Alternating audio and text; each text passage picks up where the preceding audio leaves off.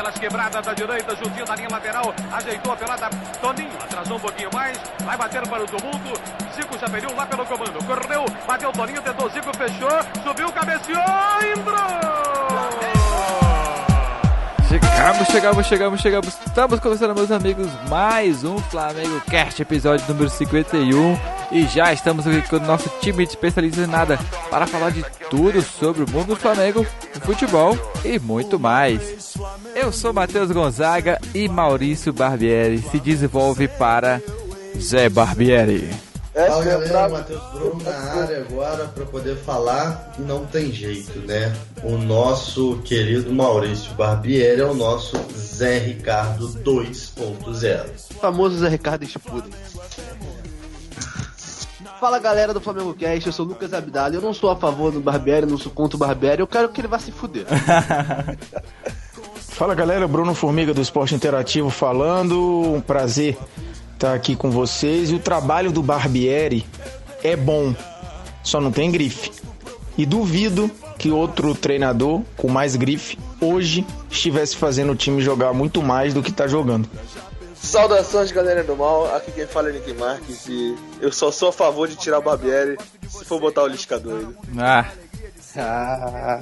Meu Deus. Era óbvio que ia falar isso, tava até esperando.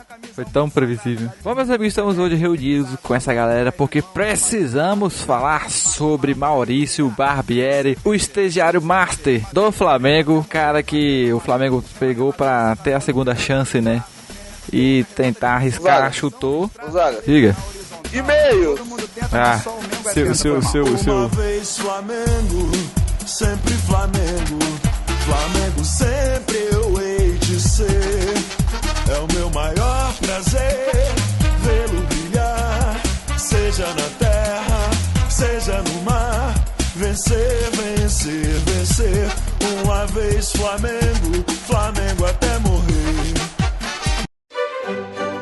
E aí a gente começa esse momento, fala que eu te escuto aqui no Flamengo Cast, surpreendendo você, que achava que o Luiz Simeone não estava no programa de hoje. Simeone! Achou errado, otário. Você que Como sempre, mal se grava, engana. você que mal grava podcast, né, cara? Não, imagina.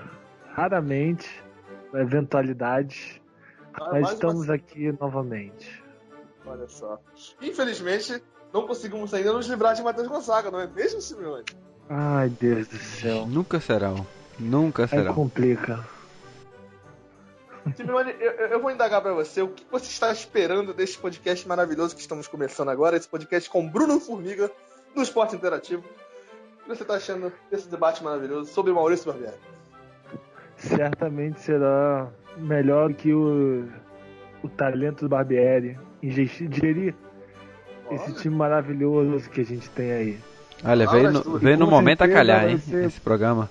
Um dos melhores programas. E quem diria, antes, desse de puxar aí, podcast. antes de eu passar pro Gonzaga, quem diria que gravaríamos um podcast e ele estaria saindo logo depois de uma derrota para o Ceará.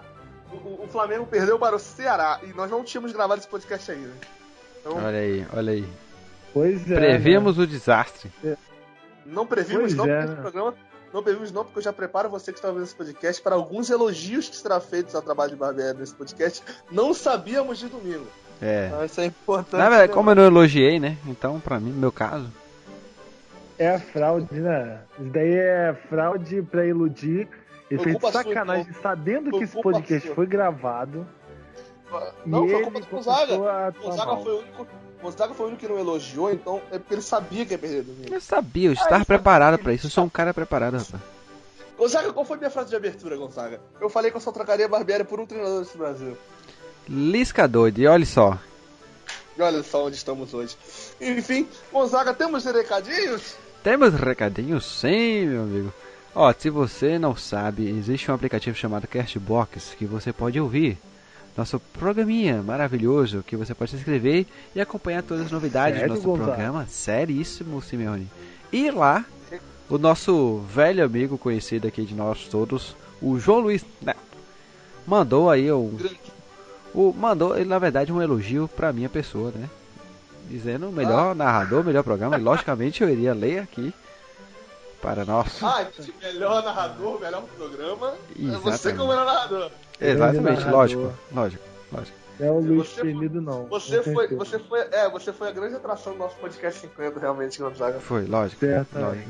Claro. Me admiro de não ter sido Sara Fontes a fazer esse comentário. Não foi outra pessoa. Mas eu sei a quem se referia o nosso amigo João Luiz, né? No fundo a gente sabe. No fundo a gente sabe. Eu vou fingir que é pra mim, tá? Nem Até o suspeito. Penido sabe. Até o Penido sabe que na verdade foi pra você. Ele Mas tudo sabe. bem. Ele só quer ser humilde. É verdade. E Então, também temos outro aqui, da Aritana Silva, que falou o seguinte, ó. Da Aritana Silva, que disse que descobriu o podcast recentemente e já virou seu favorito, olha só. Siga o exemplo da Aritana. E tá ouvindo todos desde o primeiro. Coragem ela, viu? Coragem. 50 programas já.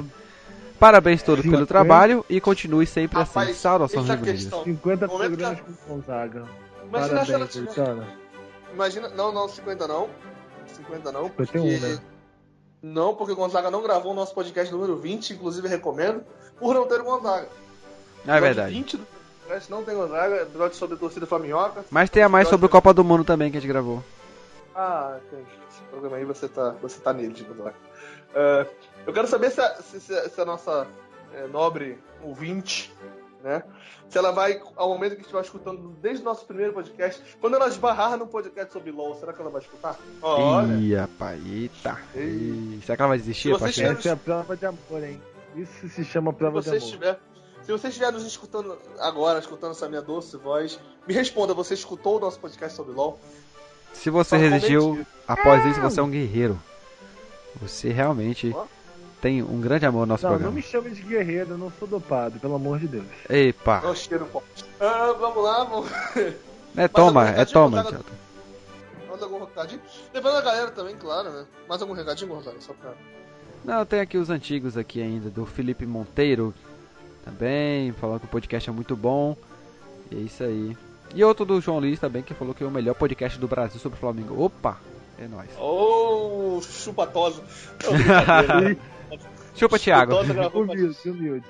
O Tosa gravou com a gente. Galera, é importante dizer, daqui a 2 semanas, podcast número 53, especial de 1 ano. 1 ano. Do Flamengo Cast. Está gravado, já está aqui no nosso receptáculo preservado.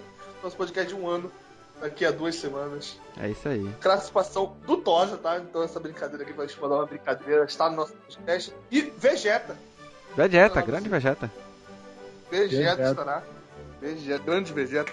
Parceiraço aqui do nosso programa. Não, eu quero lembrar, galera, que você também pode comentar, você também pode estar em contato com a gente. Isso serve também para o nosso querido João Luiz Neto, também para a nossa ouvinte. Me lembra o nome dela, Gonzaga? Aritana. Grande Aritana. E para todos não vocês exótico. Vocês podem mandar quantas mensagens for, nós vamos ler tantas mensagens no aplicativo, quanto no Instagram, quanto no Twitter e no Facebook, se você mandar mensagem pra gente. No nosso e-mail, se você quiser mandar um texto maior, que nós vamos ler sim, esse é o momento para nós lermos, nos comunicarmos. Então você pode mandar toda semana, que a gente vai ler toda semana. Pelo menos Twitter, quando a gente Facebook. não estiver recebendo. Pelo menos quando a gente não estiver recebendo pouca mensagem. Porque se a gente um dia estiver recebendo muito, a gente vai selecionar as melhores e tal, mas entre em contato com a gente. Não acho que a gente vai ler uma vez só, não. A gente sempre lê. João Luiz Neto, por exemplo, é um cara que escreveu bastante pra gente ao longo dos nossos 1 ano de programa. A gente sempre lê, então manda seu e-mail, sua mensagem. Se inscreve no nosso canal do YouTube, Gonzaga. Exatamente, nosso canal do YouTube que ainda existe, por sinal, e que em breve voltaremos com as lives. E onde é que as pessoas podem nos achar, Simeone? Como as pessoas fazem para buscar a gente nas redes sociais? Bom, pode me achar no Rio de Janeiro, Gonzaga em Bahia e o Nick agora em São Paulo. Verdade, estamos aí do Brasil afora, né, cara? Exatamente, estamos dominar o Brasil afora, diversidade.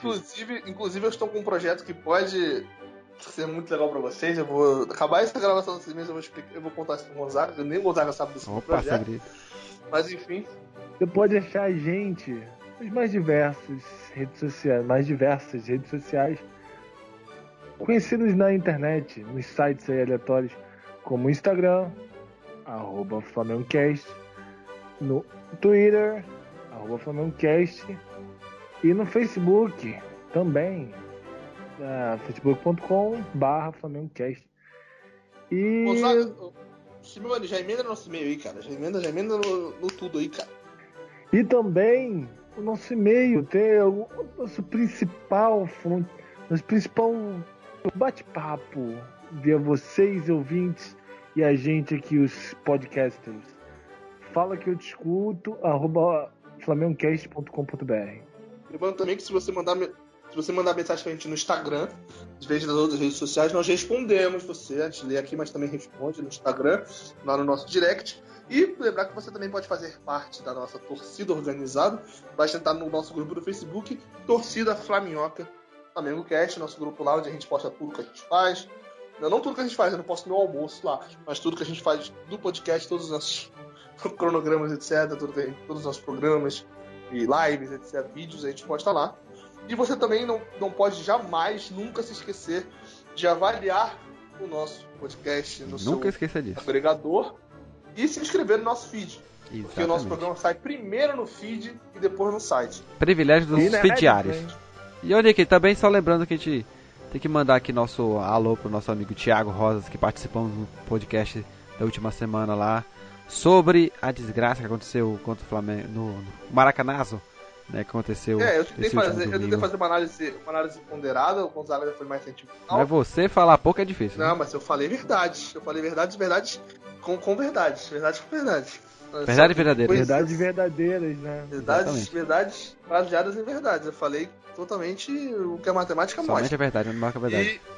Mas quem não participou, pra gente finalizar aqui o nosso momento de e-mails e notícias, quem não participou desse podcast sobre o Flamengo e Ceará foi o Simeone, e nós não tivemos live, então Simeone, pra gente encerrar nosso momento de e-mails, sua resenha sobre Flamengo 0, Ceará 1. 30 segundos, vai. Pô, mano, não tem como, mano, não tem o que falar, mano, foi ridícula a atuação, o meio não cria, não temos técnico, já que, né, vamos falar de Barbieri, não temos um técnico pra consertar o Diego Armando, o Paquetá, que não passa pra dentro, não faz uma jogada. Ninguém tá amando o Maradona? Gonzaga.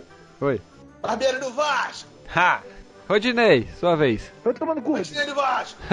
Em próximo bloco. Tamo junto.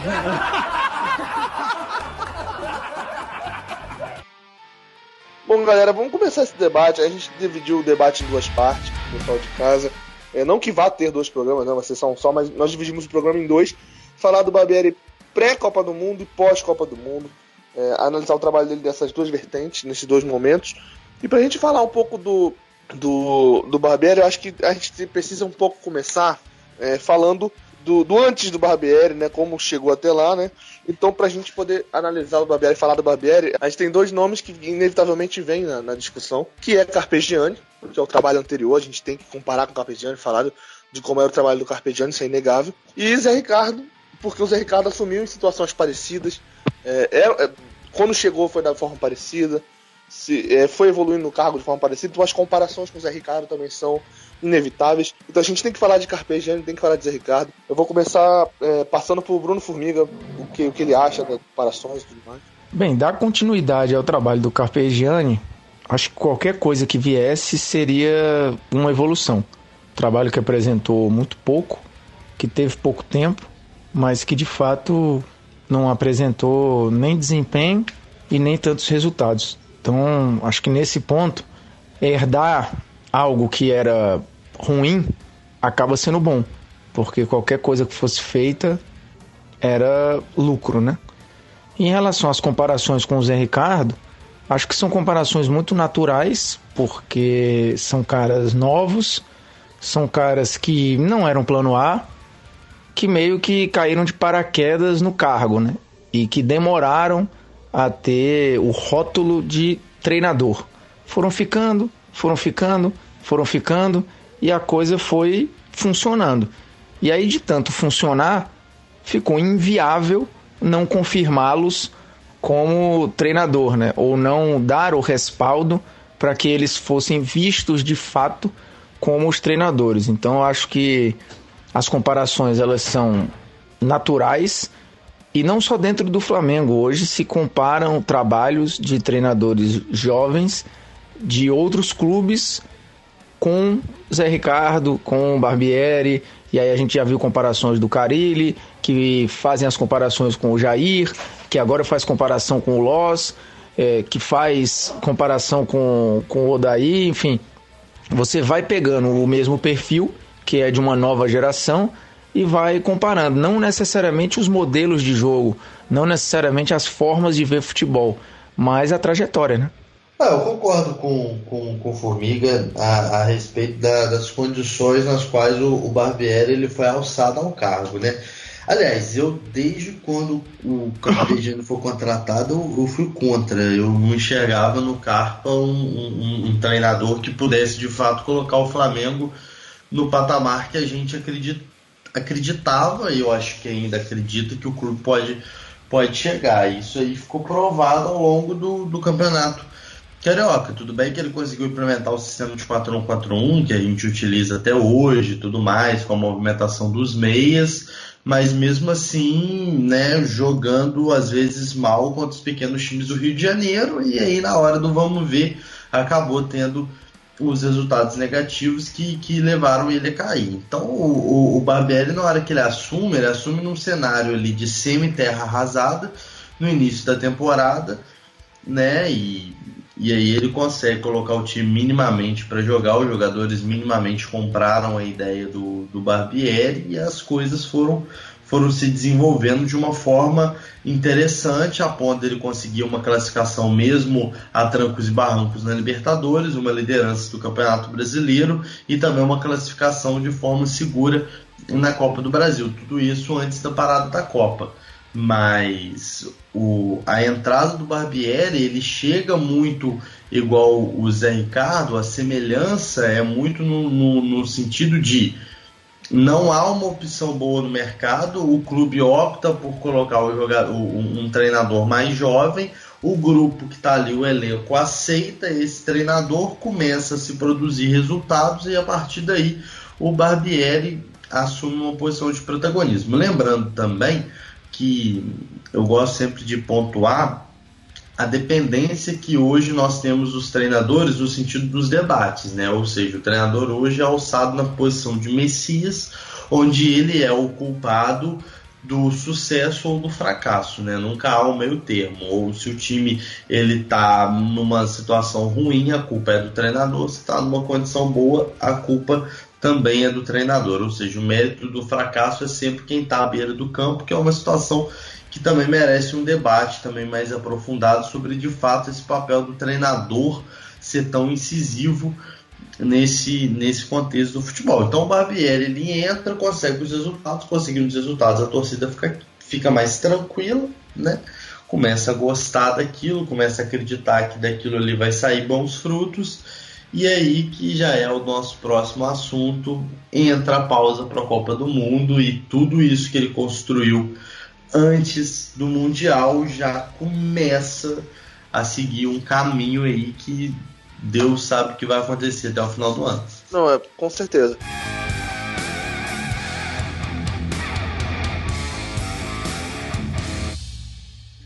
A comparação com o Carpegiani era interessante porque antes do confronto entre Flamengo e Vitória, porque agora o Carpegiani é treinador do Vitória, ele falou uma coisa que me fez pensar bastante, até incluir isso na pauta, que foi, esse time que o Barbieri tá treinando era o meu time, era o time que eu escalava, era o time, enfim, só o Everton que não está mais, que foi pro São Paulo, enfim.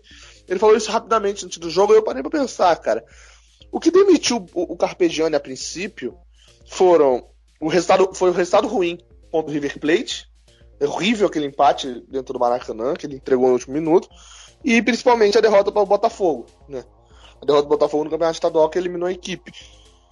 Você parando para pensar, o início do Barbieri até um certo momento, tudo bem que era início, ele estava se adaptando, conhecendo o time, mas teve um momento ali no aeroporto, antes do jogo contra o Ceará, todo mundo lembra daquela situação em que ninguém estava pedindo, traga um técnico, o trabalho do Barbieri não é bom e tudo mais. E aí começou a vir os resultados, o Barbieri ficou sem perder e tudo mais, dando sequência. Agora você analisa, por exemplo, aquele empate com o River Plate não foi tão diferente assim de outro empate que o Flamengo teve na Libertadores jogando em casa, 1-1 contra o Santa Fé. Eu acho, inclusive, que o 1-1 contra o Santa Fé foi mais vergonhoso. Muito já foi nas mãos. já foi nas mãos do Barbieri, já foi no comando dele. Você não teve a eliminação estadual porque já tinha acontecido. Então você tem questões que o Barbieri também demorou um pouco a engrenar. E me causou aquela dúvida de que se o Carpegiani estivesse no comando, se ele também não poderia ter engrenado da forma com que aconteceu.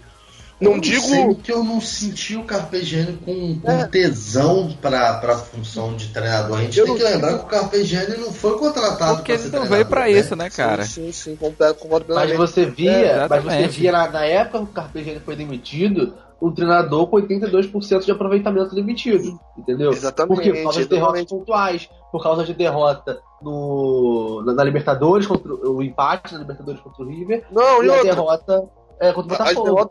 As derrotas do comando, as derrotas do Carpegiani no comando, a exceção dessa, tinha sido 4-0 pro Fluminense, que ele botou o time reserva, e a derrota pro Macaé, que também botou o time reserva, que ele poupou nos 2 jogos para a Libertadores. O que eu tô querendo dizer é o seguinte: talvez o Carpegiani conseguisse, com o time com esse time aí, ele conseguisse botar na mesma situação, talvez não apresentando o mesmo futebol que o Barbieri apresentou há um tempo antes da Copa. A gente vai citar o futebol quando a gente falar do Brasileirão específico, do líder e tudo mais. Aí, quando a gente falar disso, a gente vai ser um pouco mais específico com como o time vinha jogando. Mas talvez hoje, pegando assim, entrando em setembro, estamos entrando agora em setembro, no mês de setembro da temporada do Brasil, talvez o Carpegiani conseguisse levar o time a chegar às oitavas, não se classificar, mas chegar às oitavas da Libertadores, chegar à semifinal da Copa do Brasil. Não sei até onde o Flamengo vai chegar na Copa do Brasil, mas talvez conseguisse chegar e tá nesse momento, terceiro lugar ali, brigando pelo título, um pouquinho atrás do líder, mas na cola.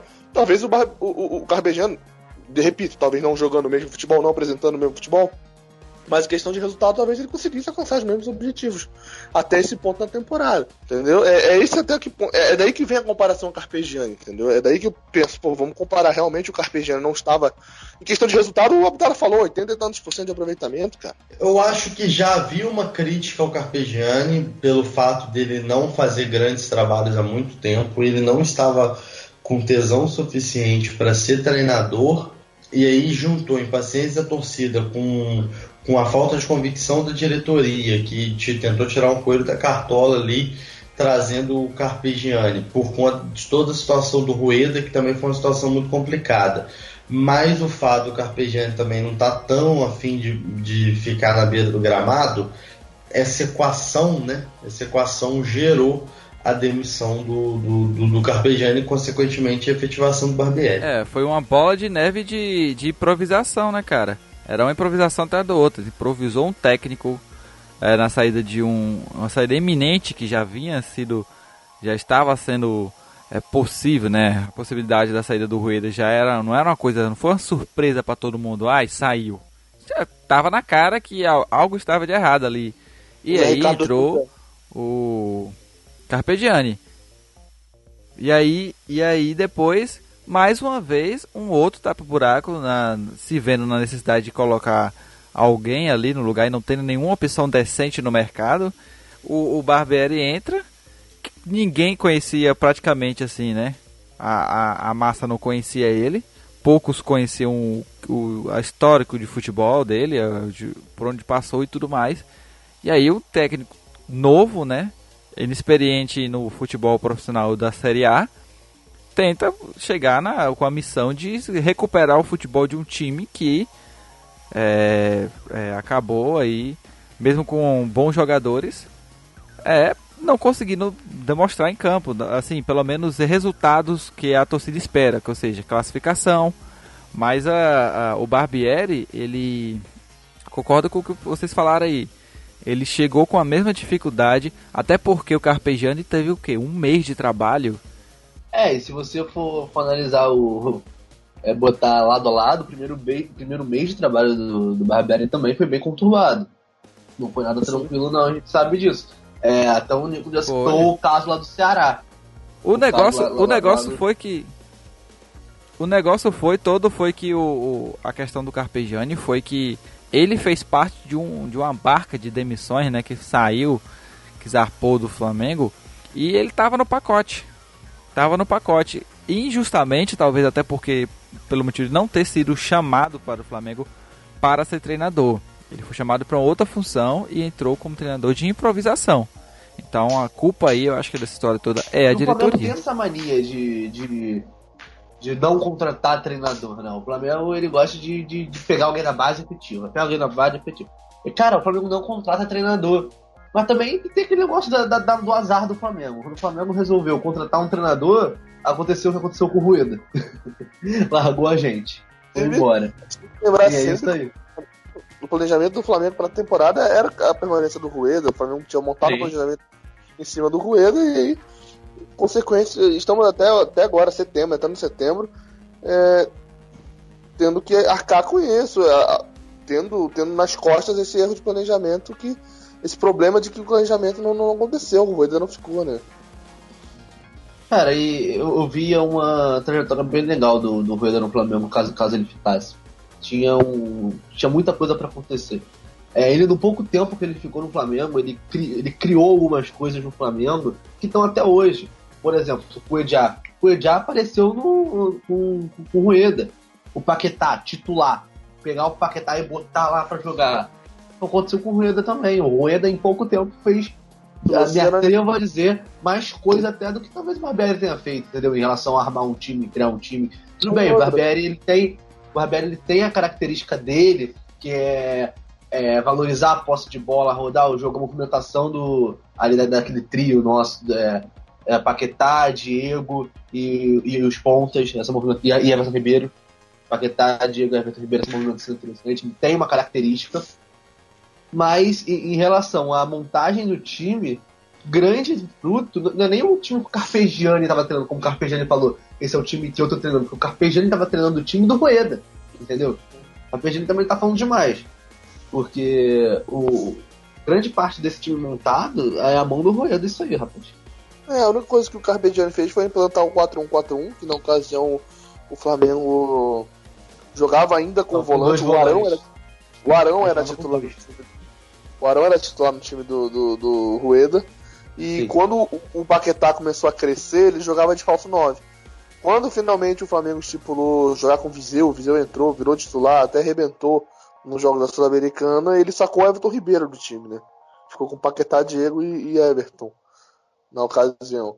Mas é bem parecido também com o time do Reina jogava, e o Reina tinha aquela característica, né, que no time dele, né, como é que se diz, na assistência técnica dele, o preparador físico dele era muito bom. O que mais sinto falta do trabalho do Reina é o preparo físico. O Flamengo chegou a 80 e tantos jogos na temporada e chegou na final da Sul-Americana, os jogadores voavam fisicamente, cara. Era impressionante. E hoje a gente não vê isso. Hoje a gente vê realmente o cansaço batendo em setembro ainda, muitas vezes. Se fosse o Coelho, talvez o Flamengo tivesse pique para muito mais do que apresentou do que vem apresentando nessa temporada, né? Acho que tem muito jogador que não tá aguentando o pique, não. O próprio Vitinho chegou agora, tava bem parado aqui. Mas ele não aguenta dos tempos. Ele não aguenta nem falando, entendeu?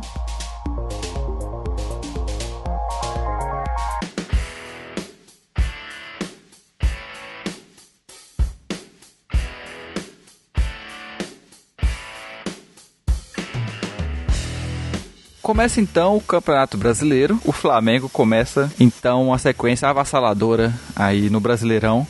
E já nas primeiras rodadas começa a despontar na parte de cima da tabela entre os favoritos. Abre 4 pontos antes da Copa, né, Gonzaga? 4 pontos Flamengo antes da Copa, impressionante. Pois é. Antes da Copa foi uma maravilha, uma coisa de... Meu Deus.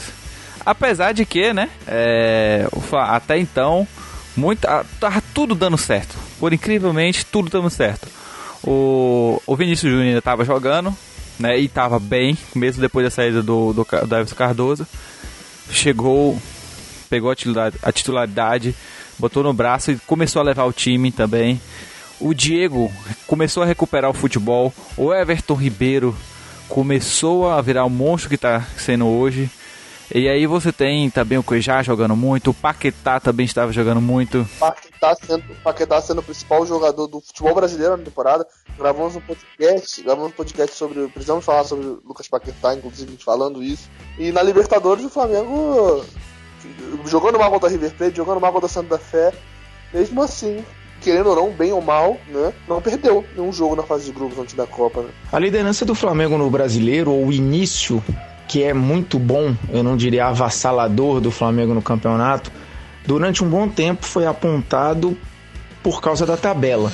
E aí, de fato, até antes da Copa, o Flamengo teve uma tabela pegando adversários mais fracos, ou adversários em que, de fato, o Flamengo tinha ali um certo favoritismo, jogando bem ou não. Enquanto isso, outros adversários foram tendo tabelas mais complicadas e foram tropeçando, foram perdendo pontos, e o Flamengo de fato foi mostrando uma consistência muito grande, porque bem ou mal, cornete-se ou não o Barbieri, o fato é que ele tem uma proposta clara de circulação de bola, de valorização da posse de bola, mas esse time consegue ser mais objetivo, ou pelo menos construir um pouco mais ofensivamente do que, por exemplo, a reta final do trabalho do Zé Ricardo, que era um time, como ele mesmo falou, que em vários momentos tinha uma posse de bola que era estéril, né? Ou seja, tinha a bola no pé, mas não agredia o adversário. O time do Barbieri, em vários momentos, tem a posse e consegue gerar algum tipo de pressão no adversário. E aí a tabela acho que favoreceu um pouquinho. Quanto a Libertadores, a gente pode olhar o copo meio cheio, né? O copo meio cheio é de fato uma campanha invicta, mas uma campanha em que só ganhou do Emelec. O Flamengo só conseguiu vencer o adversário ou um dos adversários que teoricamente era um dos mais frágeis do grupo. Então, assim, acho questionável, porque quando pegou adversários mais complicados, ou empatou ou perdeu.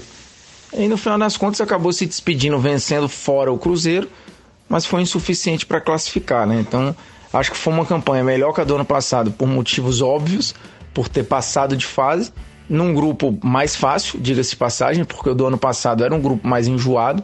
Esse ano o grupo era mais simples, o Flamengo mesmo assim passou com algum perrengue e num adversário mais enrolado nas oitavas ficou pelo caminho. Eu concordo em parte com a questão do Flamengo ter tido uma tabela até mais fácil antes da Copa, mas você pega, por exemplo, a questão do aproveitamento do time, como o time jogava. Você pega, por exemplo, o jogo contra o Grêmio, pós-Copa, lá, nas reservas do Grêmio, que a gente pensa, antes do campeonato começar, é um jogo que dá pra você perder pontos, dá pra se perder pontos contra o Grêmio lá, é um jogo que a gente pensa não pensa em vitória quando pensa em jogar contra o Grêmio fora, mesmo sendo as reservas do Grêmio.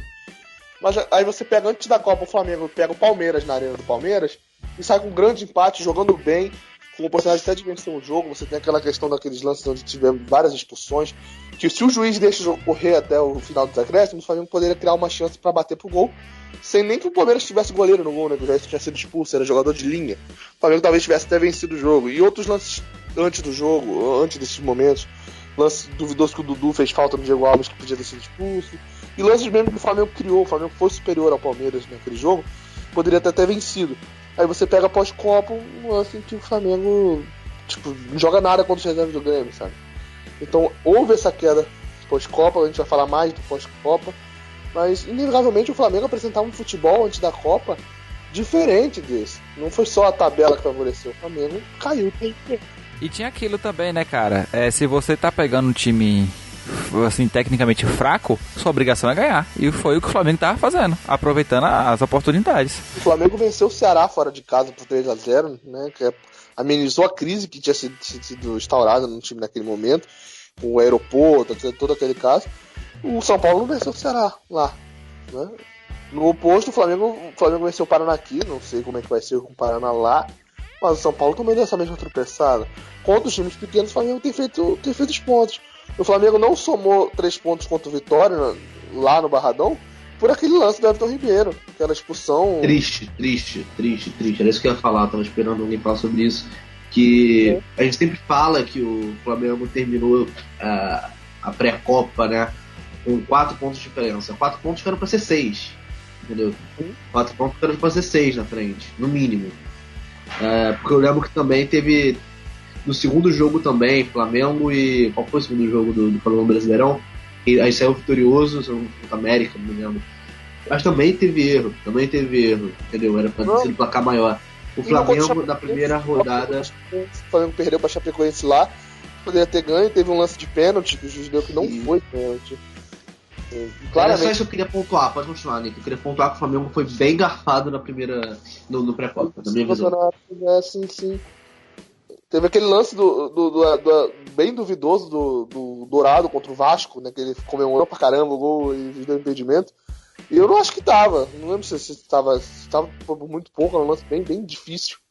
Tiveram que vários ângulos pra ver se o Dourado tava realmente impedido, né, no gol contra o Vasco. Enfim, diversos lances, mas não é grande ponto, né? A questão da arbitragem é que o Flamengo realmente apresentava um futebol diferente antes da Copa.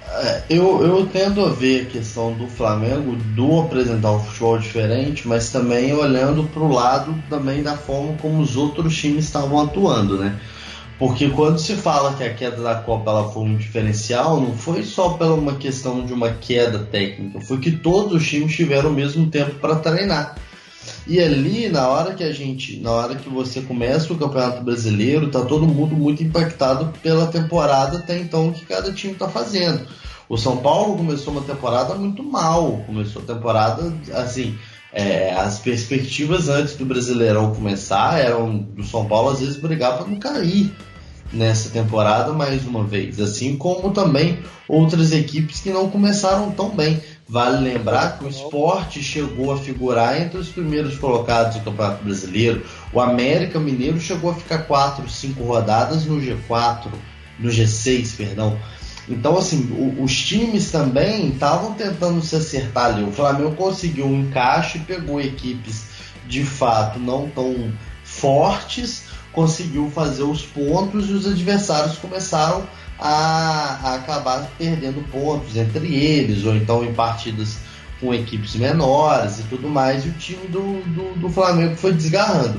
Só que a pausa da Copa do Mundo ela faz com que todo mundo tenha o mesmo tempo para treinar.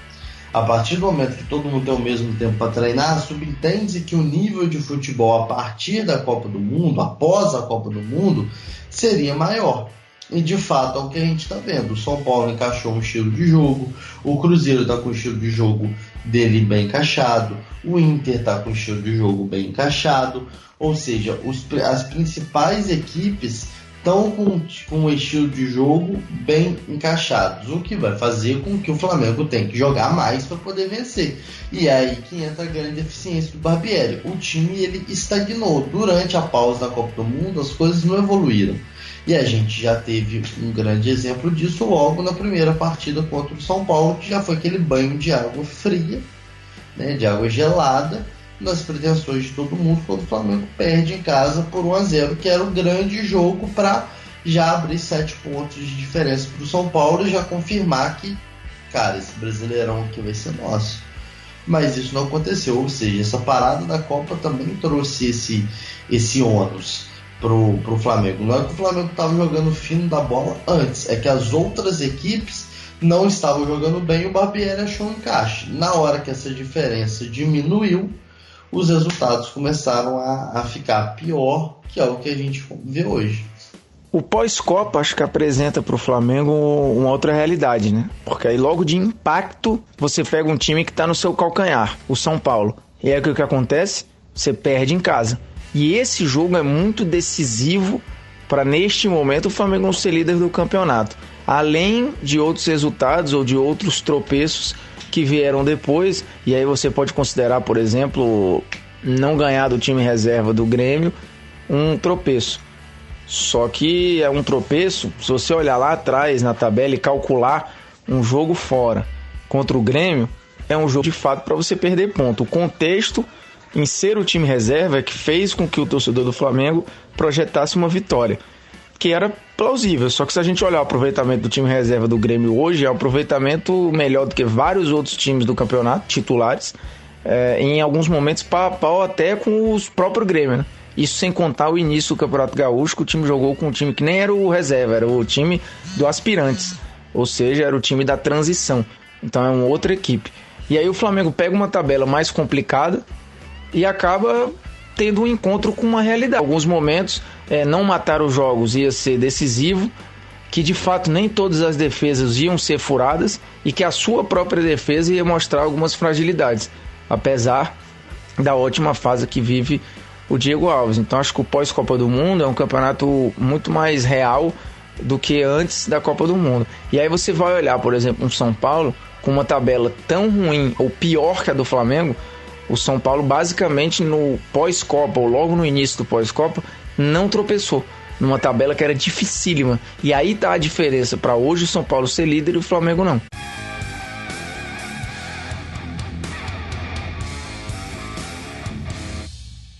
Cara, evidentemente teve essa queda pós-Copa do Brasileirão, teve essa... até os adversários, como o próprio Bruno e o Bruno disseram, encostaram, melhoraram, se prepararam. É inegável que... Pessoal, eu fico muito atento ao Internacional, cara. A subida do Internacional foi impressionante nessa reta agora, cara. E outro detalhe também que a gente vai sempre ficar falando, mas que é muito importante, que é justamente a questão do Vinícius Júnior, né? E o próprio Felipe Viseu, porque mal ou bem, o Viseu estava fazendo um papel que nem o centroavante nosso conseguiu fazer no ano, né? Que é empurrar a bola para a rede. Então, assim, e o Vinícius Júnior lá. Aí é aquela situação, quer dizer, o Everton, o Cardoso barrava a subida do Vinícius Júnior porque quase todos os treinadores que passaram pela Gávea gostavam do Everton. Mas agora, sem o Vinícius Júnior, o Everton vai ser o titular perfeito para a equipe. Né? Você vê a dificuldade que a gente tem de encontrar. O Marlos não consegue encaixar de jeito nenhum. O Vitinho ainda está com dificuldade para saber aonde ele se posiciona dentro de campo. Se ele vai jogar mais para o centro, invertendo com o Diego, se ele vai mais tentar ser um jogador de fundo, de chegar na linha de fundo e cruzar na área, de tentar você vê a diferença que o Everton vem fazendo pro São Paulo também, né, cara?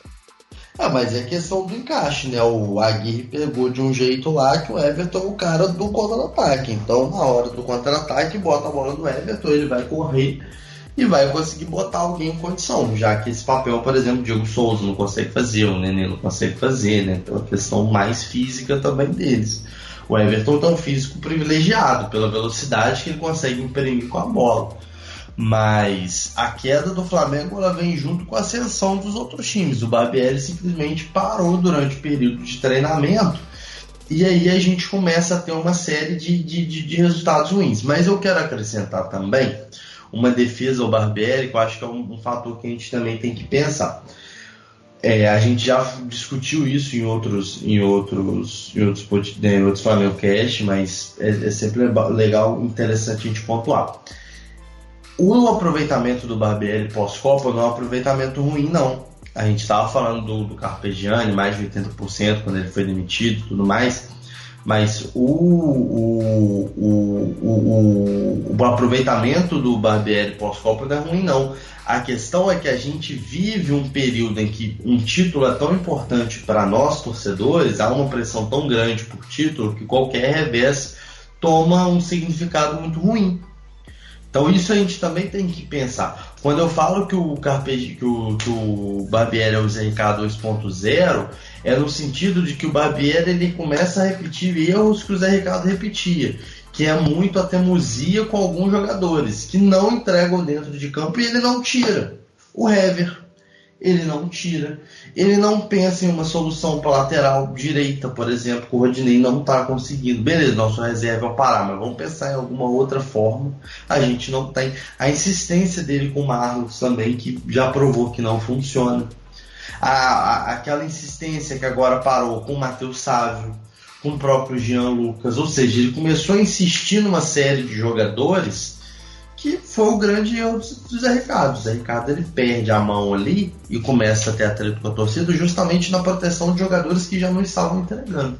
E se a gente pensar no próprio Zé Ricardo como exemplo disso que você está falando, cara, o Zé Ricardo em 2016 fez 71 pontos no Campeonato Brasileiro. Né? O Corinthians no ano passado fez 72 e foi campeão. Quer dizer, a campanha do Zé Ricardo foi muito boa. A maior pontuação do Flamengo na era dos pontos corridos. Mais, inclusive, do que no ano que foi campeão. A questão é o seguinte, a gente quer título, a gente está dando tempo sem ganhar título, a gente olha para isso e não vê o aproveitamento, a qualidade, quando o título não vem. A gente acha que o trabalho, a gente vive na cultura brasileira, eu vou sair um pouco de Flamengo, que é achar que um trabalho só é bom quando é campeão. Você tem 20 trabalhos na Série A e só o campeão é um trabalho bom, você tem 19 trabalhos ruins. E não é bem assim que funcionam as coisas, cara. Eu fiz aquela piada do Isca doido, mas é um exemplo de um trabalho bom, pô, pro nível do Ceará, porque se espera do Ceará. O cara pós-Copa tava no G6 até agora há pouco que eu tinha visto as tabelas, né, cara? É um trabalho de se respeitar. E aí você tem outros bons trabalhos no futebol brasileiro. O trabalho da Helma no Internacional é sensacional. O trabalho da Aguirre é sensacional. A gente não tem que olhar só pro primeiro colocado, só o Aguirre faz um trabalho bom nesse momento. Não, muitos trabalhos são feitos no Brasil, justamente, cara. Então, essa é a questão principal também que eu quero trazer, porque a nossa cobrança por título ela é muito alta, cara. E aí é uma coisa que às vezes qualquer resultado ruim impacta de uma forma que ela é muito mais negativa do que seria em uma condição normal. Né? Então, assim, isso tudo ele é um pouco, essa máquina é um pouco complexa, essa engrenagem é um pouco complexa.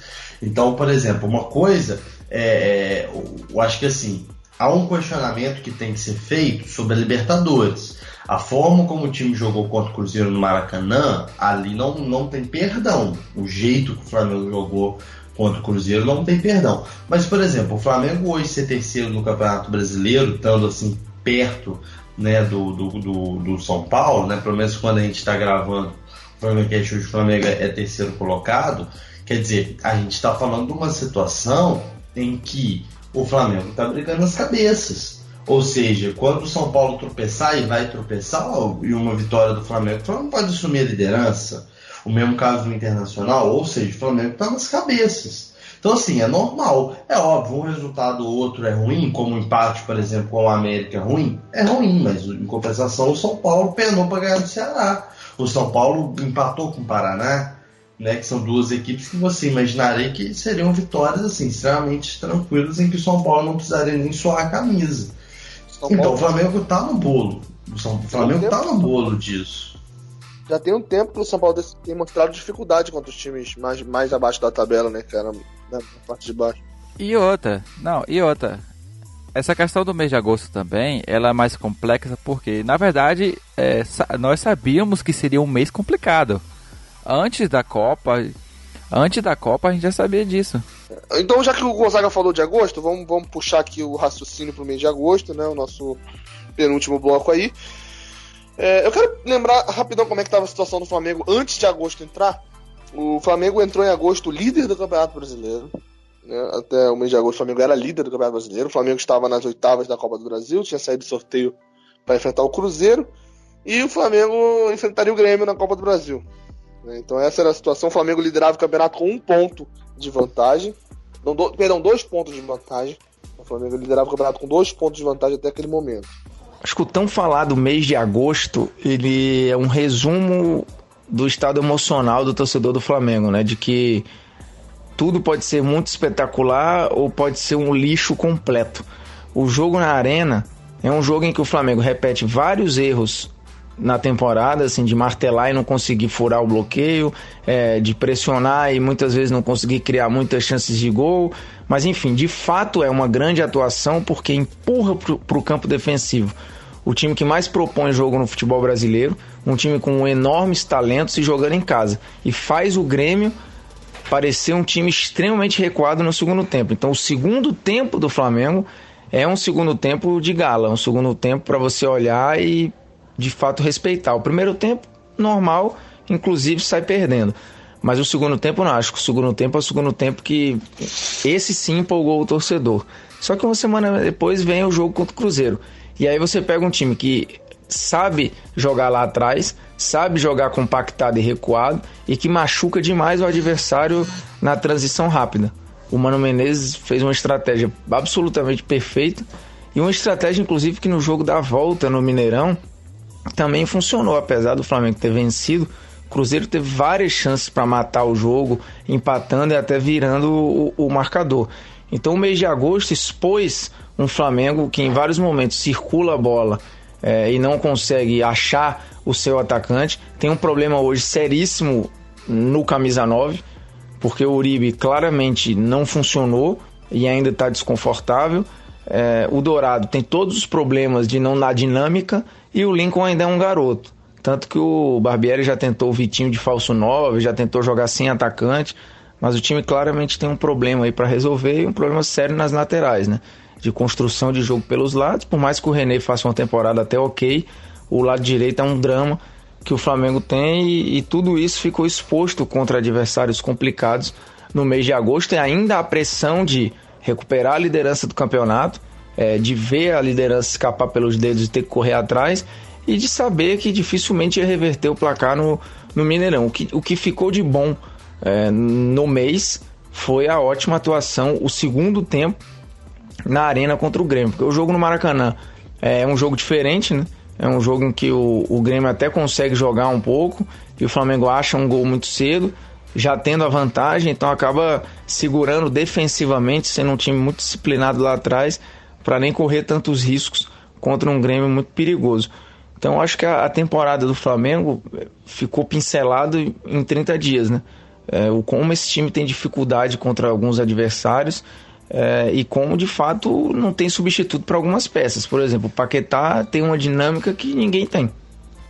Mas a questão é que o agosto ele tomou uma proporção porque a gente passou o tempo todo da Copa do Mundo com agosto na cabeça, né? Tipo, o agosto ele já foi definido antes da pausa para a Copa do Mundo. Então foi aquele um mês de pausa para o Mundial não de agonia, porque quase todo mundo que gosta de futebol viu a Copa do Mundo e deu uma esquecida do Brasileirão. Mas foi aquele um mês em que sempre que tinha alguma conversa sobre o Campeonato Brasileiro se lembrava do mês de agosto, dos 3 jogos contra o Grêmio, dos 3 jogos contra o Cruzeiro. Eu acho que durante a Copa, durante a Copa não tinha saído o sorteio da Copa do Brasil ainda. Ou da Libertadores, teve algum sorteio que durante a Copa que foi. Na verdade, não tenho certeza, mas já que sabia que agosto ia ser o mês assim, mais difícil do ano. Pode ser que não, mas eu acho que sabia que o Flamengo sim, antes do Mundial. Antes do Mundial, eu acho que já estava definido tudo, já tinha se definido tudo, ou pelo menos se não se tinha definido, mas já tinha alguma ideia de como seria. A Libertadores eu tenho certeza que já estava definido. Também acho. A Libertadores foi antes da pausa para a Copa. Que já tinha se falado, já tinha se definido o Cruzeiro, já tinha se imaginado o confronto possivelmente contra o Boca nas quartas, enfim. Ou seja, a gente passa um mês inteiro, a gente passa julho inteiro sonhando com agosto.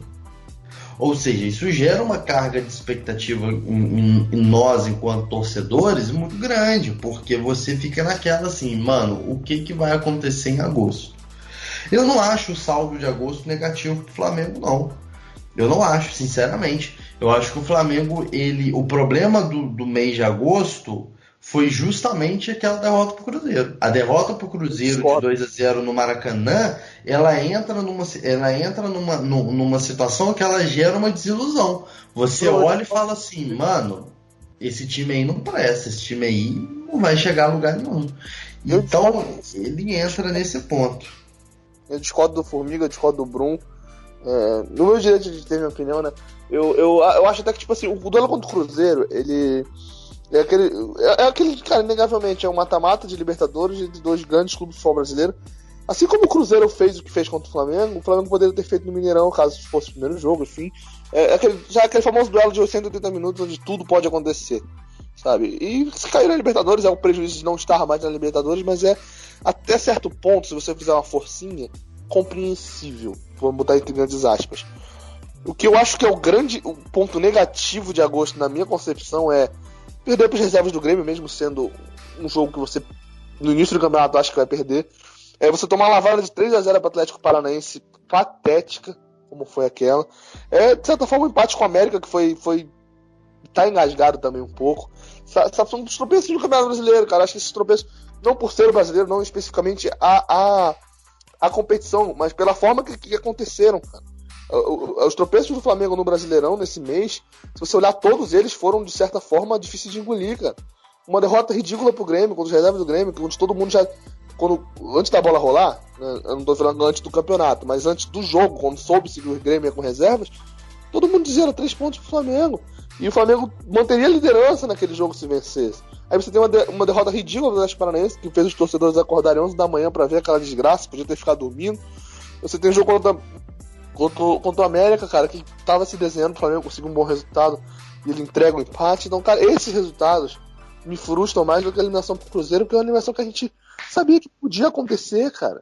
É o Cruzeiro, o grande clube. E esses resultados estão na costa muito na costa do Barbieri. Sim, são 8 pontos. Estão muito na costa, nas decisões e escolhas que ele teve durante esses jogos. São 8 pontos, né? que deixaram de estar na conta agora. Se o Flamengo tivesse esses pontos, o Flamengo estaria 4 pontos na frente do São Paulo. Com certeza, mas só que se a gente fazer as contas pelo São Paulo também, a gente vai chegar que o São Paulo perdeu tantos pontos, o Inter perdeu tantos pontos. Isso no campeonato de pontos corridos, isso é normal. A questão é, o que não pode acontecer no campeonato de pontos corridos é o que aconteceu ano passado, que o Corinthians vazou na frente, pegou 9, 10 pontos de vantagem e todos os times acomodaram, falaram assim, eu não vou chegar no Corinthians mesmo, então o Corinthians vai ficar lá na frente e só vai empurrando com a barriga até oficialmente ser decretado campeão. Enquanto o Flamengo estiver na disputa, ali pau a pau na tabela, eventualmente ele tem condição de ir. E outras, o Flamengo não tem elenco para disputar as 3 competições no mesmo nível. Eventualmente, uma hora, algum campeonato ele ia ter que abrir mão, seja numa partida da Copa do Brasil, seja numa da Libertadores, seja no Campeonato Brasileiro. Normalmente, o que já é tradicional no futebol brasileiro se poupa nos pontos corridos sob a justificativa de que lá na frente eu recupero.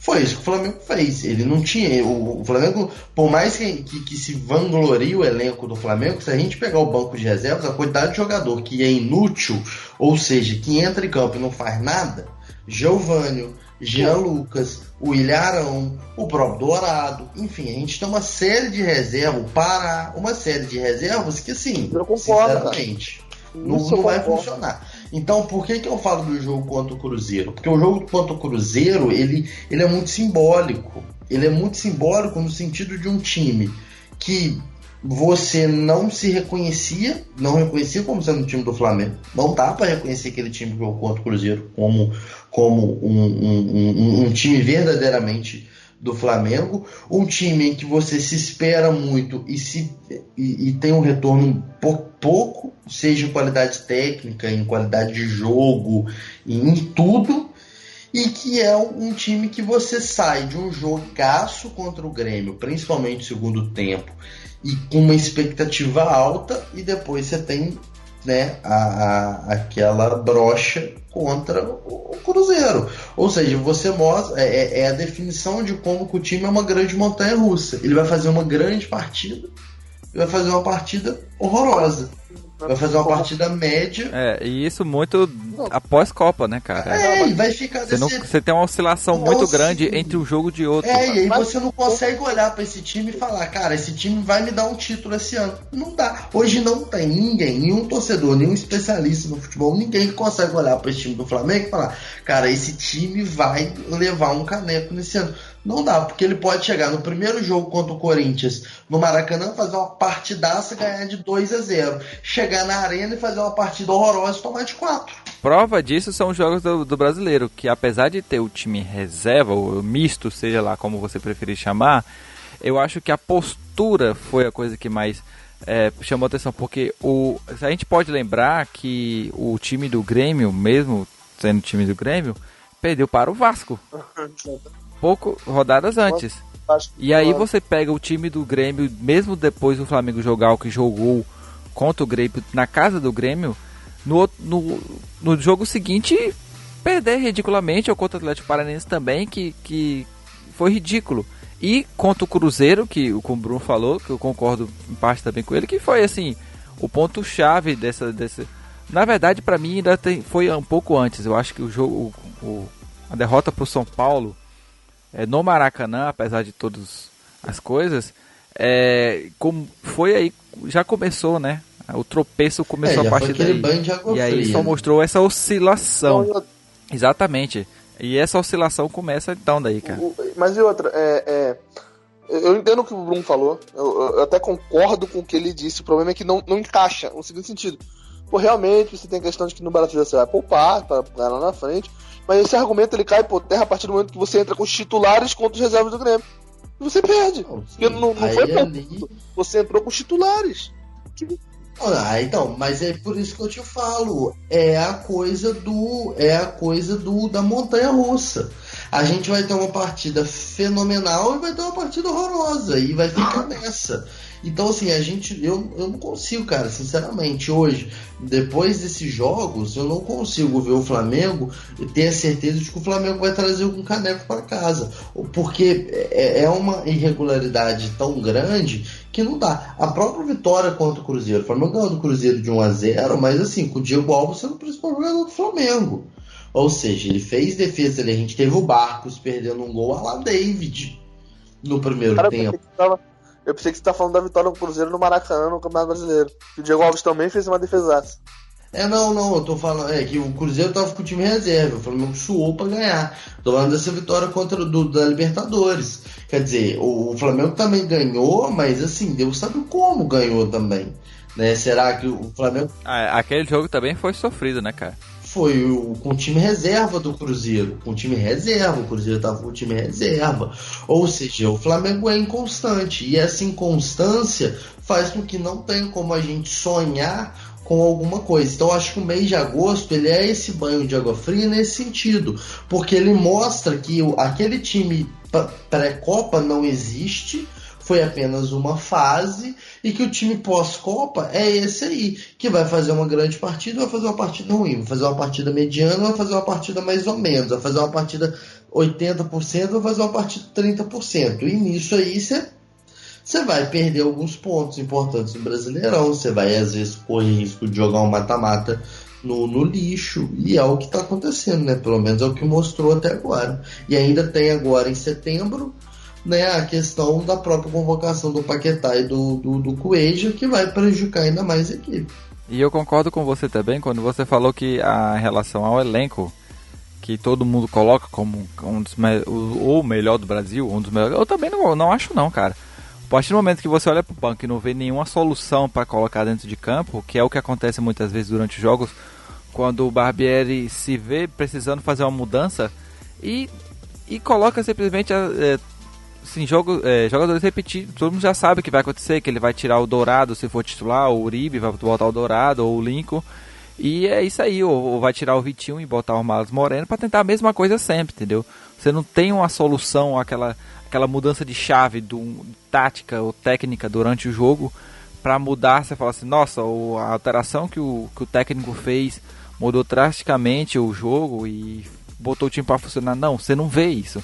Tanto que quando o Flamengo sai perdendo ou sai com um empate, o Flamengo dificilmente consegue fazer uma virada de jogo, né? É muito foda, cara. O mês de agosto do Flamengo, obviamente, não foi, na minha visão, não foi o que a gente esperava. Na real, assim, talvez tenha até sido o que alguns torcedores esperavam, porque muita gente não esperava que o Flamengo fosse classificar nas duas competições mata-mata. Tinha muita gente que achava muito difícil, inclusive como a gente já tinha discutido aqui em alguns podcasts atrás, sobre se deveríamos priorizar algum mata-mata. Lembra que foi essa discussão? Cara, eu não sei se foi bom o Flamengo ter sido eliminado logo, sabe? Se foi bom o Flamengo ter agora poder focar em 2 campeonatos só, sabe? Porque é muito difícil você manter um time regular em 3 campeonatos. E aí eu tenho que concordar com o que o Bruno falou, que no momento que você está jogando 3 campeonatos ao mesmo tempo, está jogando 3 competições diferentes ao mesmo tempo, acontece que o time não consegue ser constante. Você vai ter uma participação, vai ter uma partida muito boa em tal campeonato, na próxima partida você pode decair. É sinônimo de cansaço físico, é sinônimo da cabeça do jogador, cara. O jogador tá com a cabeça em tal campeonato, depois já tem que mudar a cabeça para tal campeonato. O Flamengo teve até uma facilitação, entre aspas, em relação a isso, que foi o fato de ter tido 3 jogos com o Cruzeiro e 3 jogos com o Grêmio, né? Porque teve os da competição mata-mata e do Brasileirão, ou seja, não tinha que focar tanto a cabeça em jogos aleatórios, né? Foi até uma facilidade que a gente teve. Quando pegou outras equipes... Quando pegou, falhou. Quando pegou o Atlético Paranaense, foi aquela tristeza só que até agora não engula. Justamente. Pegou, sabe? Aí você vê os altos e baixos da equipe. Quer dizer, você não tem equipe reserva para confiar, a equipe titular não consegue deslanchar, faz partidas boas, partidas ruins, a gente fica dependendo de um dia inspirado um Paquetá, de um Everton Ribeiro, do próprio Diego, de alguém para poder, né, ver se leva o time todo nas costas. Isso vai tudo prejudicando, cara. Aí vamos supor, aí a gente vai ficar sem o Cuejá, já é uma preocupação, porque a gente não sabe se o Pires vai conseguir substituir a altura. Aí a gente fica sem o Diego, desestrutura e joga o Everton Ribeiro para a função dele, mas o time não funciona. A gente não tem um centroavante, como o Formiga falou, o Uribe não consegue deslanchar. O Dourado briga com a bola o tempo todo. Não sei por que cargas d'água o Barbieri não dá chance pro Lincoln. Então, assim, na hora que você vai juntando tudo, nesse mix todo aí, nessa grande equação que é o Flamengo, você é um time totalmente inconstante. E que vai ser assim até o final do ano, porque o Barbieri não vai ter tempo para treinar. E aí entra a questão da gente ter que discutir a questão do Barbieri. O cara teve um mês para treinar. Um mês para treinar, não conseguiu botar nada de novo no time. Você não conseguiu resolver nenhum dos erros que o time já tinha antes. Ou seja, esse um mês que ele teve na Copa do Mundo serviu para quê? Tá cada vez mais claro que esse um mês não serviu para nada.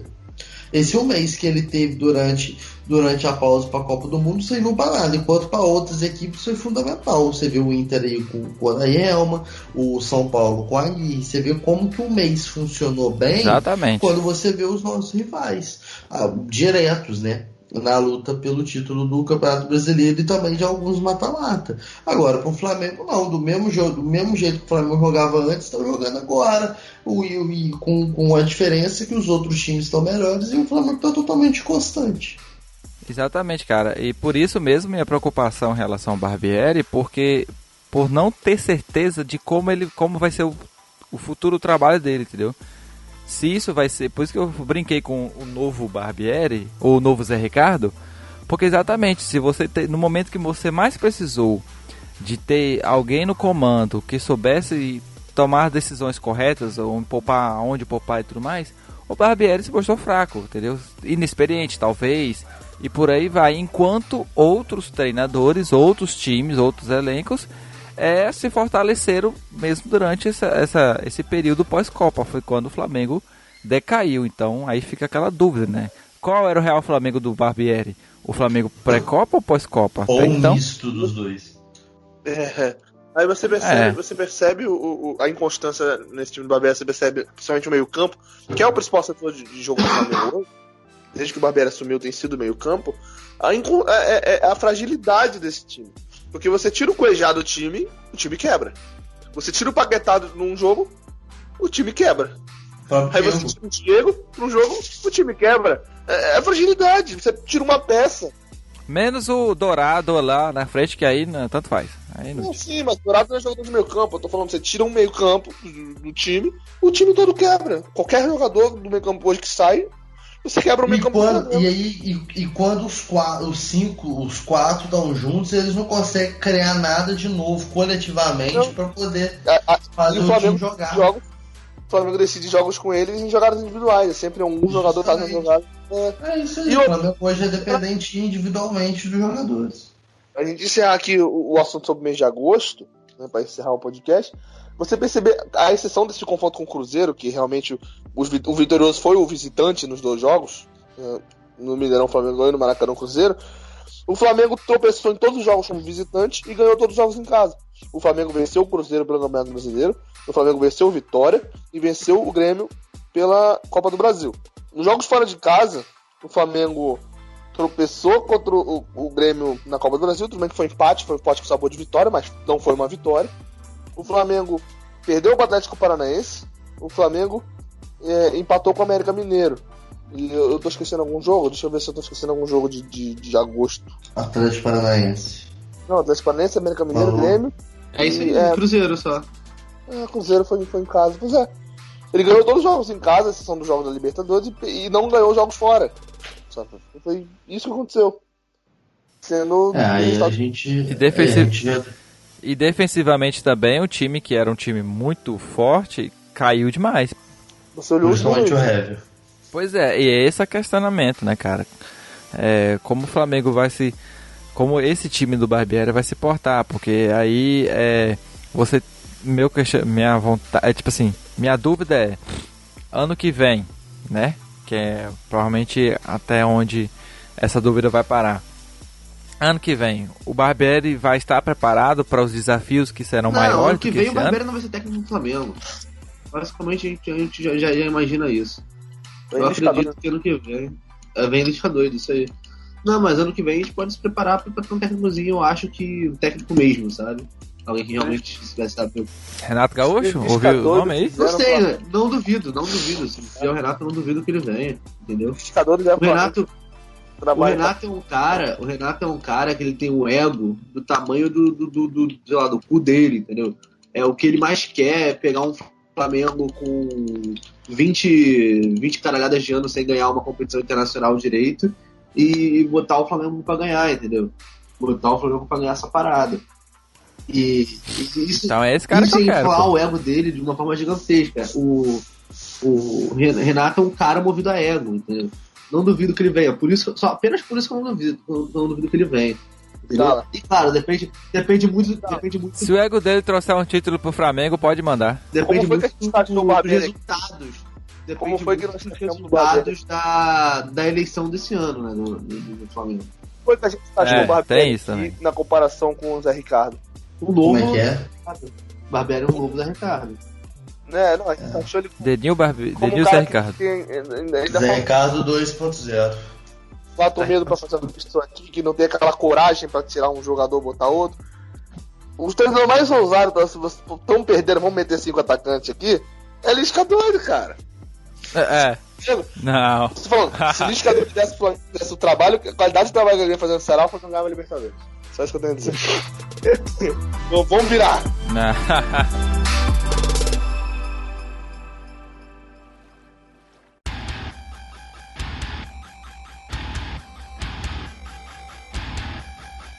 Estamos chegando aqui ao último bloco aqui do nosso debate. Vou passar a palavra para vocês darem as suas notas para o trabalho de Maurício Barbieri até aqui. E considerações finais por esse programa, por esse podcast. Eu vou começar com o Matheus Brum.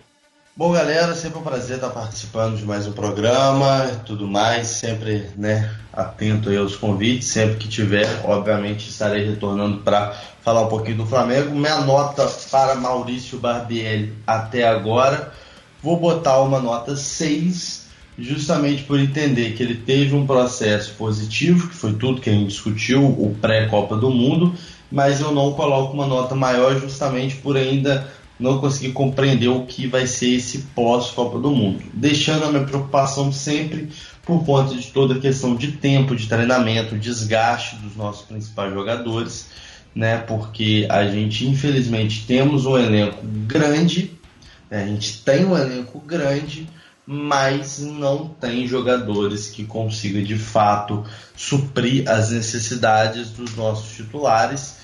E aí a gente tem que torcer para que esse desgaste seja acentuado, para que a gente não perca os nossos principais jogadores por lesão ou por desgaste muscular ou até por uma queda física e técnica para os jogos que a gente precisa, principalmente esses jogadores que a gente, né, colocou como os principais, o Cuejaro, o Diego, o Paquetá, o Everton Ribeiro, enfim.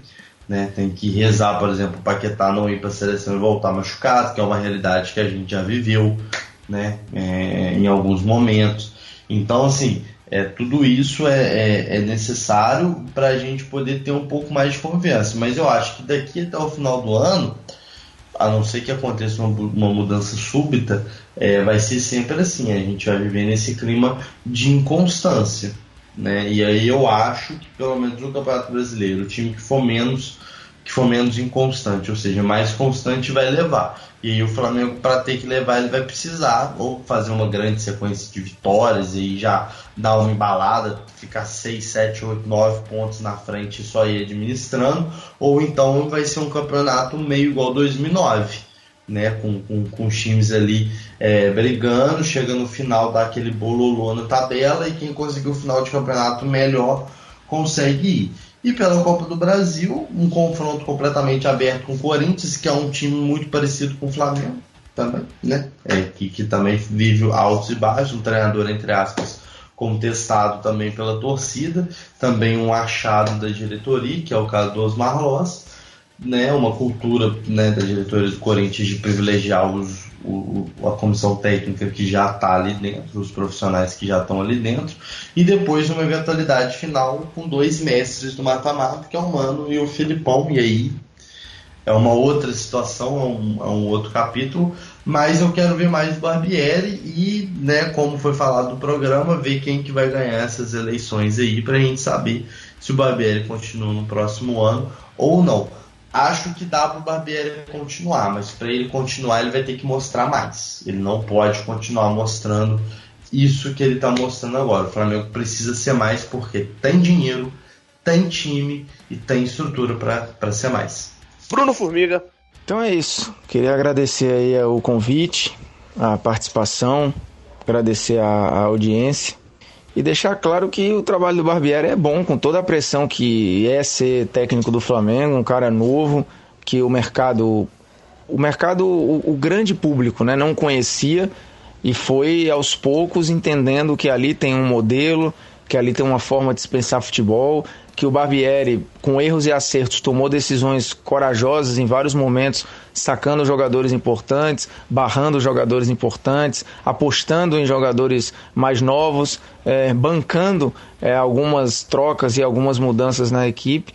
Então acho que o Barbieri tem muitos méritos, pode não ganhar nada no ano, como o ano passado o Flamengo também não ganhou nada de importante, mas acho que no contexto geral, olhando como o Barbieri herdou o cargo, o que ele está conseguindo fazer com o time, que está brigando ainda vivo no Brasileiro e na Copa do Brasil, acho que caiu atirando na Libertadores, dá pra gente apontar que o trabalho do Barbieri é um 7,5 para 8. Eu diria até 8, porque tem uma pressão gigante que não é qualquer um que aguenta. Aguentado com um futebol que é na média do que se pratica aqui no Brasil, convincente. Lucas Abdala. Então, a minha nota pro Barbieri, eu vou deixar o coração de lado, vou deixar a emoção de lado, e vou tentar falar só com a cabeça, né? Minha nota pro Barbieri, eu dou pra ele 7,5. Por que eu dou 7,5? Por tudo que ele mostrou, sabe? O trabalho do Barbieri começou, querendo ou não, no início do ano, não lá em fevereiro nem março, se não me engano foi em abril, né, que ele estreou, se não me engano foi março ou abril, logo depois da saída do Carpegiani. E nessa trajetória de março até o início da Copa, todo mundo pode concordar que ele foi basicamente um técnico meio que incontestável logo após aquele jogo do Ceará. Logo depois daquele jogo do Ceará, o Barbieri virou Barbiola, o Barbieri era um dos melhores técnicos do Brasil, logo após para a torcida. Esse negócio ficou como isso. E foi graças a um trabalho realmente muito interessante que o Barbieri vinha fazendo. No fim da Copa, ao fim da Copa do Mundo, o Flamengo decaiu. Decaiu sim, mas o quanto decaiu. Então a gente pode dividir o Flamengo em 2 fases. A fase que foi boa e a fase que foi ruim. Só aí ele já tem uns 5. Só que até que ponto foi tão ruim assim essa volta do Flamengo da Copa do Mundo, entendeu? O Flamengo perdeu alguns jogos pontuais, mas fez boas partidas, a gente vê a mão do treinador, porque antigamente a gente não conseguia ver a mão do Carpegiani no time, sabe? No estilo de jogo. Era muito difícil de ver. O Zé Ricardo também não botava um estilo de jogo no Flamengo. O Rueda, na minha visão, não teve tempo de ajeitar isso. A gente também não via no Rueda um estilo de jogo. O Barbieri a gente vê um time que segura a bola, um time que tenta jogar pelo meio, um time que tenta, sabe, que tenta trabalhar o passe. A gente vê uma tentativa, e isso pra mim já é uma evolução clara no Flamengo. Então a minha nota pro menino Barbieri fica sendo 7,5. Se quiser passar pra alguém aí, eu digo. Não, eu mesmo vou puxar a minha. Eu vejo o Barbieri numa nota parecida. Eu vejo até um pouco mais. 7,5 acho que é bom, porque eu penso no seguinte sentido. Eu acho que pós-Copa ele faz um trabalho 6. Eu acho que antes da Copa ele faz um trabalho 9. Você tira aquela médiazinha marota, dá um 7,5, né? Eu acho que é por aí, cara. O Barbieri vem fazendo um trabalho maneiro. O Barbieri vem fazendo um trabalho que há muito tempo o Flamengo não tinha. Isso é inegável. O Flamengo há muito tempo não fez um trabalho desse. E eu discordo um pouco do Abdala quando ele fala que o Zé Ricardo não tinha um estilo de jogo no time do Flamengo. Eu até acho. Eu acho que a grande diferença hoje do time do Zé Ricardo pro time do Barbieri é a seguinte. O Zé Ricardo ele tinha um padrão de jogo, você percebia o time do Zé Ricardo tinha um jeito de jogar. Mas faltava, quando mais precisava, quando o Zé Ricardo mais precisava, faltava variação de jogo. Ele não conseguia fazer aquele time jogar de outra forma, aquele time parecia mais uma máquina que jogava do mesmo jeito. Hoje, na mão do Barbieri, o Barbieri consegue fazer uma boa leitura de jogo que o Zé Ricardo fazia. Ele consegue fazer variação de jogo, variação tática no jogo do time dele. O time dele não tem só padrão de jogo de variação tática, ele consegue fazer o time jogar de outra forma. Ele consegue fazer mudanças sem substituições. Isso, alguns técnicos têm dificuldade no futebol brasileiro. Então eu vejo um trabalho muito bom do Barbieri. O que mudou da Copa pra cá, talvez tenha sido um pouco da efetividade, porque os outros times, como o Bruno mesmo falou, meteram uma melhorada. E aí ficou realmente mais nivelado e diferente do que se imagina, mais nivelado por cima. Porque os times melhoraram bastante. O que mudou talvez tenha sido questão de resultado. Os resultados não começaram a não aparecer, mas eu não vi tanto uma queda de rendimento no time quando você pega o time titular. Você pega o time com os 11 jogadores que a gente está acostumado a ver. Porque realmente ainda tem um problema, que é isso que precisa ser corrigido para o Flamengo começar a melhorar, que é o fato de que você tinha um jogador, o time quebra. O Flamengo precisa ser o Flamengo, sabe? Não... tem que ser, por exemplo, vou dar um exemplo, tem que ser o Paquetá do Flamengo e não o Flamengo do Paquetá, entendeu? Tem que ser o Diego do Flamengo e não o Flamengo do Diego. Quer dizer, você tem que conseguir manter o seu jeito de jogar se um jogador porventura não puder jogar. E o Flamengo fica refém dos seus jogadores quando você não tem quem suprir.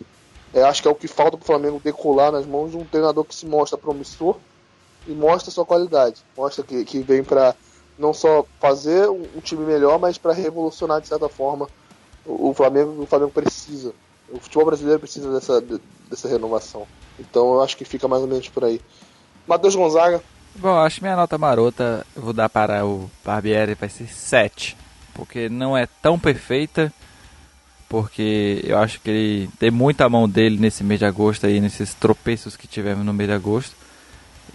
Mas também um trabalho promissor, surpreendente, né? Eu mesmo falava que não iria longe o trabalho do Barbieri, mas surpreendeu, cara, surpreendeu de uma forma boa. É legal a gente ver um técnico novo, assim, né? Novamente um técnico novo, assim, despontando no cenário brasileiro, mas, porém, entretanto, eu acho que falta ele ainda um pouco de maturidade, principalmente para lidar com algumas situações controversas, né? Principalmente situações difíceis, que nem o Flamengo passou o mês de agosto, mas, porém, também eu acho que tem muita mão da diretoria aí, né? Nas decisões do que fazer, de não contratar jogadores para as posições necessárias, saber a necessidade. Só que aí o Barbieri também, né, vacilou em alguns momentos, né, até em algumas declarações também que não agradaram a torcida, principalmente no quesito de querer passar a mão na cabeça em momentos ruins e por aí vai.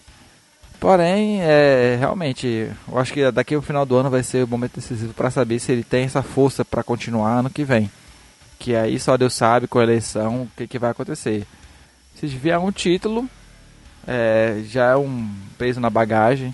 Se não vier, dependendo da forma que for também, né? A gente sabe que o mês de agosto foi um mês difícil, né? Puxado para os jogadores, mas entra aquela questão, o time não tinha não tinha reserva de peso e tudo mais. A gente entende, sabe, mas a gente sabe que podia ter sido melhor, principalmente a questão da postura, né? Que foi que nem o Flamengo perdeu para o Cruzeiro.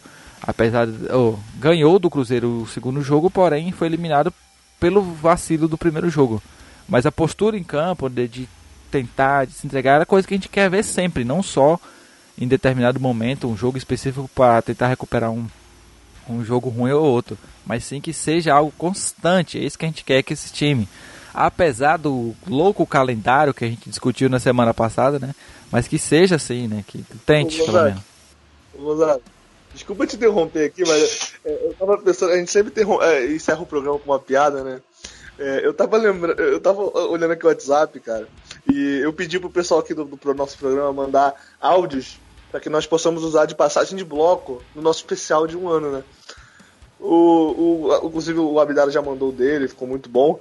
O áudio pra gente passar de bloco, 30 segundos. O Simeone acaba de me enviar o áudio de 5 minutos e 38 segundos. Nossa. Você falou pra ele que era... Acaba o programa. Era a vinheta, não a abertura.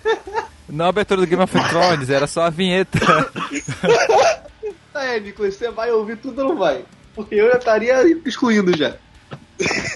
Vai, ele manda pra gente direto, pô. Toda vez que ele vai mandar, ele só manda áudio, essa bosta. Palestrinho, nosso palestrinho.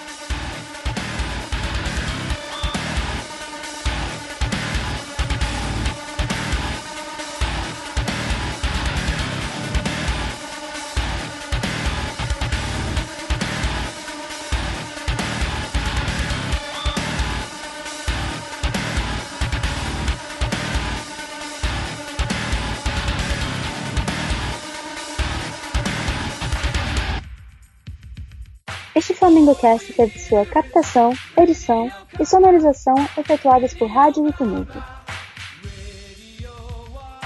Realização: flamengocast.com.br